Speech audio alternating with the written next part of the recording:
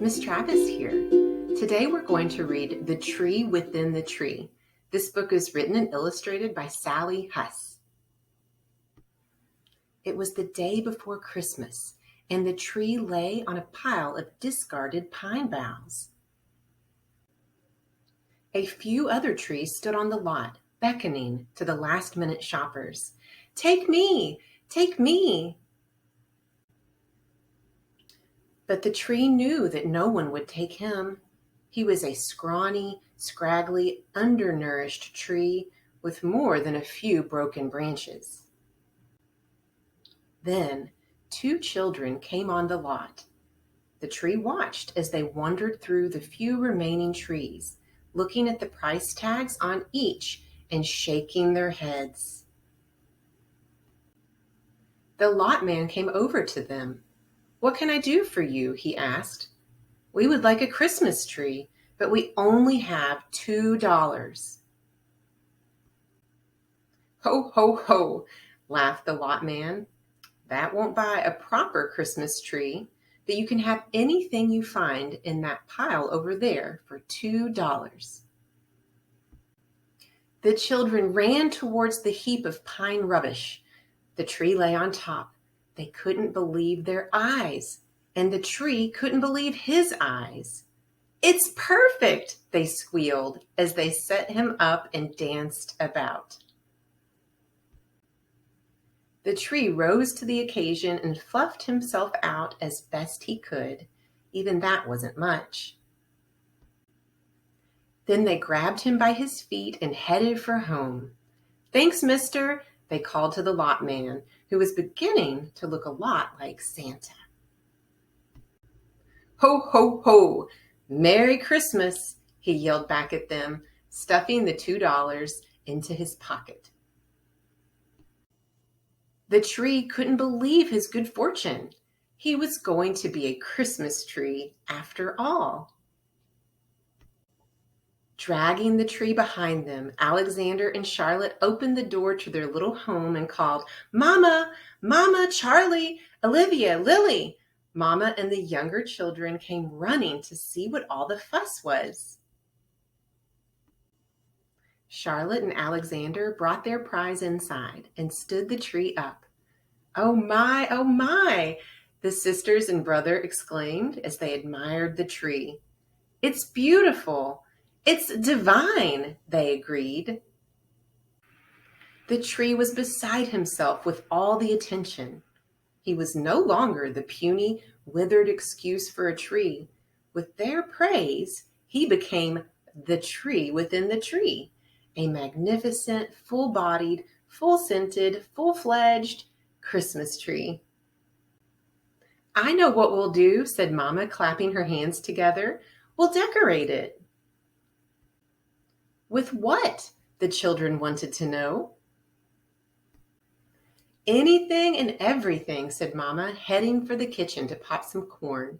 The girls went to their room to see what they could find. The boys went to their room to do the same. The tree was left alone. "Look at me," he thought. "I am the tree within the tree. I am beautiful, and that's the tree they see." Then he looked around the room. The chairs had chips on them. The curtains had stains. The couch had tears, and the rug had spots. But the room was beautiful to him because he loved it. It was his new home. As he looked more closely, he began to see the chairs within the chairs, the curtain within the curtain, the couch within the couch, and the rug within the rug. And as he did, they all brightened because he loved them. When everyone came back into the room, they brought their treasures. Mama had a bowl of popcorn with a needle and thread. She began stringing popcorn into garlands. Charlie had found some tinfoil and began making Christmas balls. Olivia offered her ballerina doll with butterfly wings to set on top of the tree. Charlotte began tying her hair ribbons into Christmas bows. Lily had collected several colorful baby rattles she wanted to hang on the branches. And Alexander found a pair of scissors, paper, markers, and glue. Surely something could be made with these, he thought. The tree within the tree stood proudly watching the activities of his new family. Then the fun began. A ballerina angel was placed on his head. Strings of popcorn swirled around his shoulders and arms. Was it popcorn or were they pearls? 10 ornaments hung from his wrists and elbows. Were they made of tin or was it silver?